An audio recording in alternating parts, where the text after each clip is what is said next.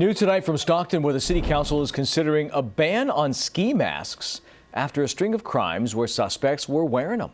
However, some advocates in the city are calling this a Band-Aid solution. A reporter covering San Joaquin County, Esteban Reynoso, is in Stockton with more. And when you have an 8th grader who is robbed at gunpoint with people wearing ski masks in a city where there's no snow, I mean, you have to start to address some of those issues. Stockton Vice Mayor Jason Lee looking into the idea of introducing a ski mask ban ordinance in the city of Stockton, hoping to curb crime. But this started months ago when I saw a homicide or a violent crime in my district where other people were shot and people wore ski masks. And it's also happened recently. On Friday here on Wagner Heights and Brandstetter Place, just down the street from Delta Sierra Middle School, police say 2 teenagers, 13 and 16, and a 31-year-old were robbed at gunpoint by men in ski masks. It happened after a graduation ceremony. It's a great memory, and unfortunately, this family doesn't have a great memory.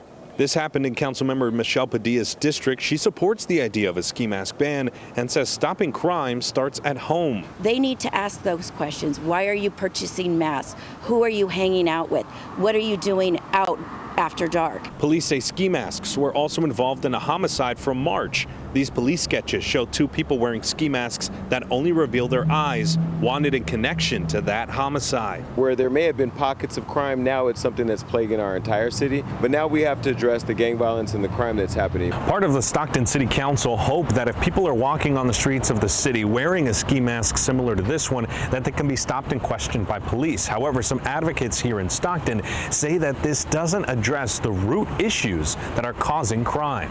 Violence is rooted in challenging educational conditions and poverty, and Stockton suffers from both of those. So until we can address those 2 issues, they'll have to do things like ban on face masks. So Stockton Vice Mayor Jason Lee says the proposed ordinance could be introduced before summer. He would not infringe on religious practices, he said, which would make it unconstitutional, of course.